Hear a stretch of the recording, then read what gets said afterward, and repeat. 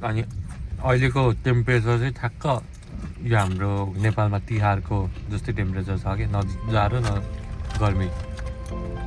Weather हेऱ्यो भने पनि काम लगाएर टक्क लगाएर बादल यहाँ कस्तो नि हुन्छ अन्त क्यामेराको साइन पनि दिइरहेको छ। यहाँ क्यामेरा छ भनेर नि अलर्ट गरिरहेको छ क्या। यो एउटा चाहिँ ठिक हो कि कता कता क्यामेरा राखेको छ भने पहिल्यै क्यामेराको साइन दिया हुन्छ कि। लुगा हेर न पुरा वाइट यसो लगाएर हामी बेगर छ त। हाम्रो त रातो हुन्छ। अस्ट्रेलियामा जो छ जति बेला नि मान्छेले मक्ख पारेर बोलायो भने कहिले पनि नजाने, डोनेसन माग्यो भने जहिले पनि नाइ भनेर चाहिँ सिक्नुपर्छ रहेछ।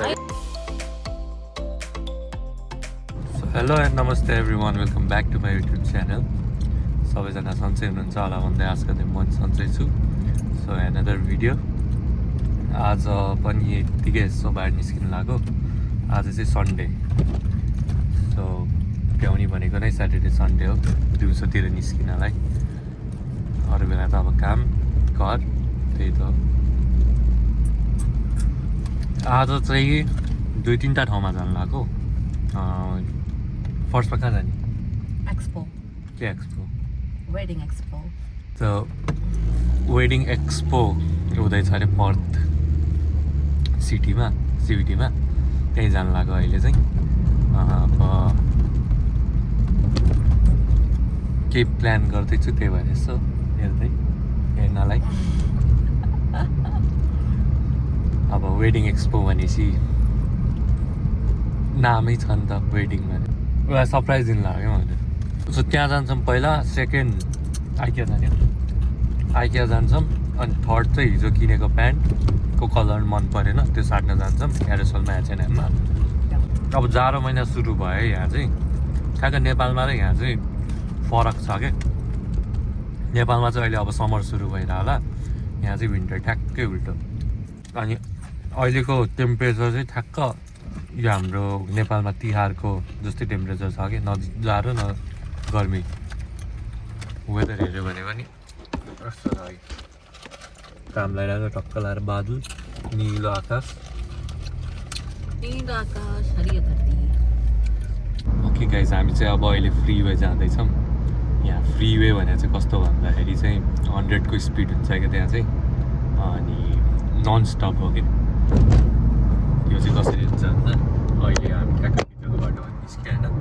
भित्रको बाटोमा निस्किसकेपछि यो माथि फ्लाइओभरबाट गएर अब यहाँ हाइवे, मेन हाइवे चाहिँ भन्दैन फ्रीवे भन्छ। यहाँ लेखिरहेको छ 100को स्पिड भनेर, यसरी इन्डिकेसन नै दिइरहेछ। यहाँबाट टक्क लगाएर जाने। अनि ऊ यहाँ कस्तो नि हुन्छ अन्त क्यामेराको साइन पनि दिइरहेको छ। यहाँ क्यामेरा छ भनेर नि अलर्ट गरिरहेको छ क्या। यो एउटा चाहिँ ठिक हो कि कता कता क्यामेरा राखेको छ भने पहिल्यै क्यामेराको साइन दिया हुन्छ कि। अनि ठाउँ ठाउँमा यो 100 भनेर राखेको हुन्छ।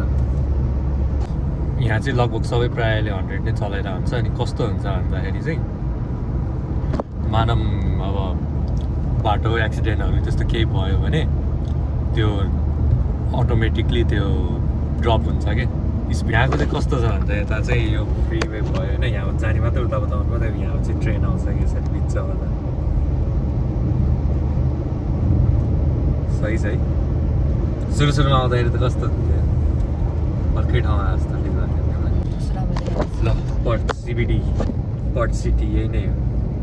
यस्तो हुन्छ सिटीमा, मेन सिटी। ठुल्ठुलो बिल्डिङ यहीँ मात्र छ, अरू कहीँ पनि छैन।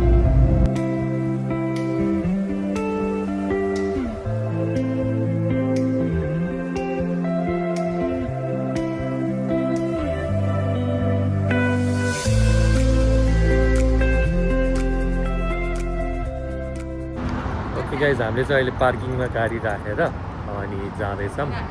अहिले उता चाहिँ पाउँदैन कि, महँगो हुन्छ नि पार्किङको पे।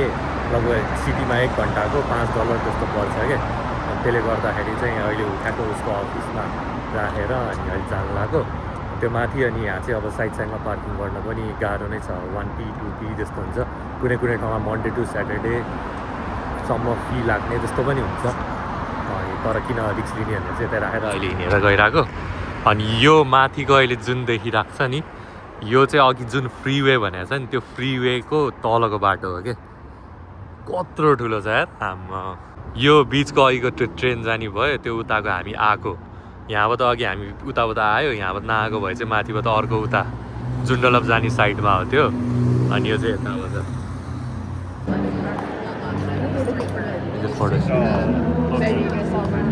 यस्तो हुँदो रहेछ क्या यहाँ चाहिँ सही है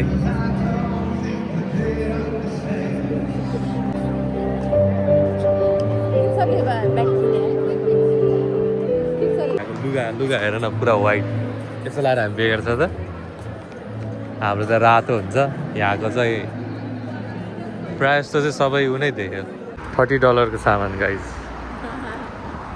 के भयो भन्दाखेरि हामी हेरिरहेको थियो मजाले बोलायो औ औ भनेर औ मुर्गा बन्न औ भनेर अनि गएँ अनि बुझाउन थाल्यो अनि स्विमिङको यस्तो यस्तो भन्न थाल्यो म त एकछिन स्विमिङ क्लास जस्तो पनि लाग्यो क्या अनि त्यही नि ल बुझिदिउँ न भनेर बुझिरहेको पछि त के भन्छ $30 तिर्नुपर्छ भन्ने होइन डोनेसनलाई अनि अब नाइ भन्न सकेन ल भनेर तिर्दै सो अस्ट्रेलियामा जो छ जति बेला नि मान्छेले मक्ख पारेर बोलायो भने कहिले पनि नजाने डोनेसन माग्यो भने जहिले पनि नाइ भन्न चाहिँ सिक्नु पर्दो रहेछ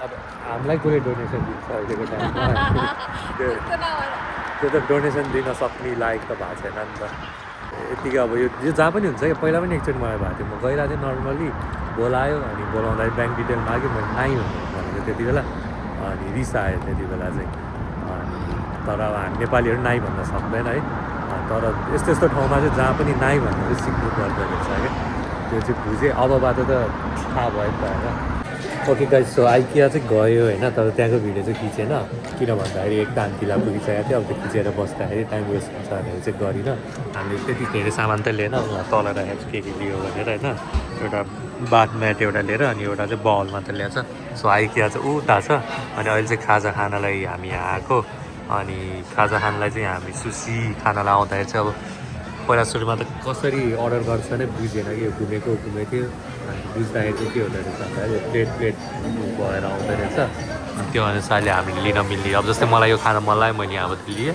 अनि अब त्यसको प्राइस कति हुन्छ यहाँ कलर प्लेट अनुसारले हुँदो रहेछ अनि त्यो मैले के खायो भनेर यहाँ लेख्नु पर्ने रे त्यो भएपछि अनि बल्ल चार्ज तिर्ने अब हेर्दैछौँ के खाने के खान्छ ओके सो म हेर्दैछु है गाइज के खाने भनेर यो त मासु मात्रै जस्तो छ सासेमी रामेनहरू खान्छौ र